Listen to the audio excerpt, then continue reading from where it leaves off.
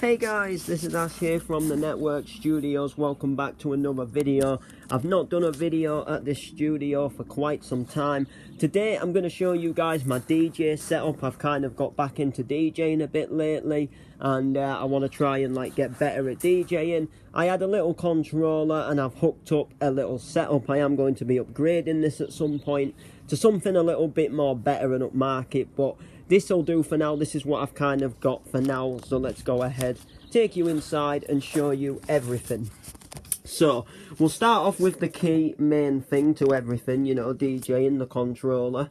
Now this is a PMD 100. Now I got this from a like a Cash Converters, a Cash Express type thing. It cost me about £70 at the time, maybe £75, which to be honest isn't really that bad. It's got a few buttons and a few features.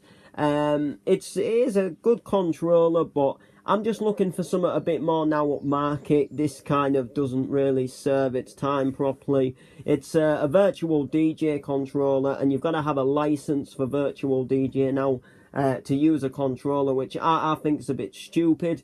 To be fair, because you know, like I say, I paid 75 quid for the controller, so I don't want to then be paying another so much a month just to be able to use it with the only software that I've managed to get it to work with.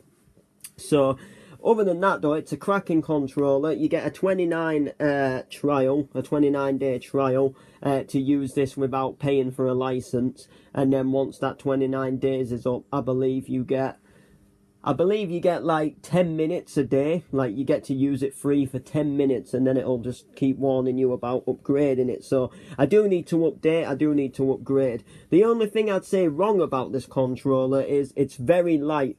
The jog wheels are very light. For example, if I shake this,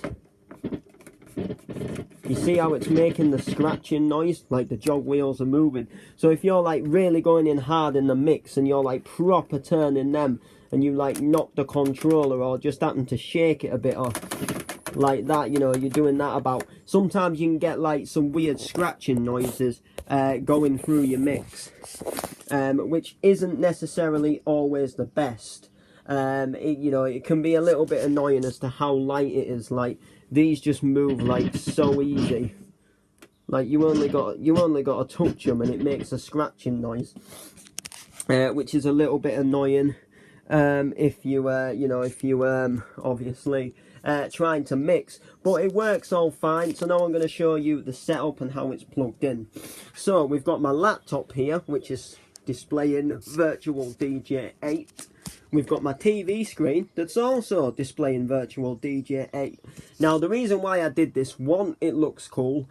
Two, I've got bad eyes, so it's easier for me to read the tracks down there if I have it on the bigger telly. And it just looks a bit more, I can see what I'm doing a bit better, rather than the little laptop screen.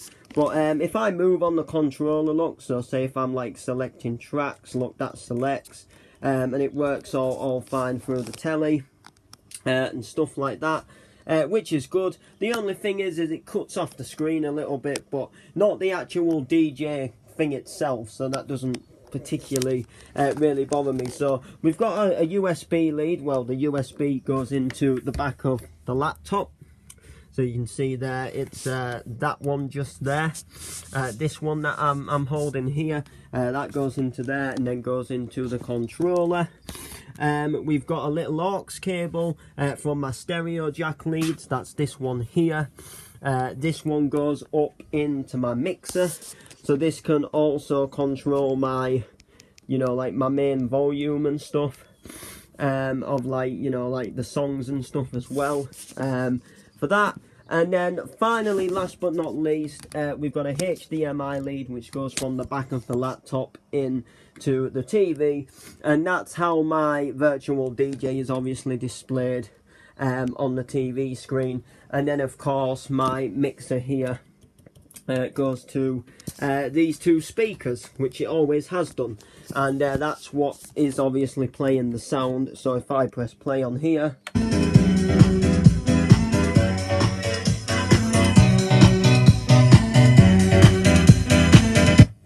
as you can obviously see, you know, move the jog wheel and stuff like that.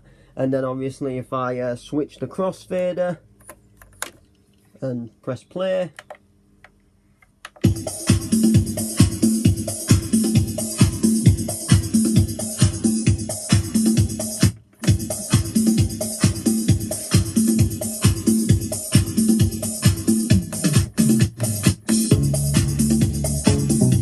As you can see there, sick tunes are playing in the studio.